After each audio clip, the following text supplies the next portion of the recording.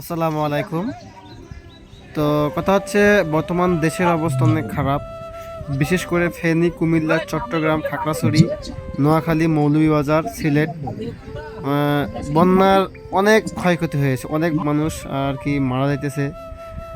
এমনও মানুষ আছে যে কোনো খাওয়া দাওয়া বা কোনো কিছু এখন পর্যন্ত পাইতেছে না। ঠিক আছে, তো ইনশাল্লাহ আমরা কিছু সংখ্যক লোক, ঠিক আছে, আজকে কাছারিতে সিদ্দিক ভাইয়ের ফুটবল টুর্নামেন্টে আমরা গেছিলাম কিছু টাকা ফান্ড, মানে কিছু টাকা আহ, উঠানোর জন্য। তো মাশাল্লাহ অনেক ভাই ব্রাদার অনেক টাকা আর কি দিয়েছে।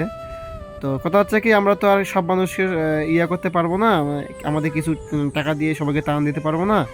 তো 10-এর লাঠি 1-এর বোঝা।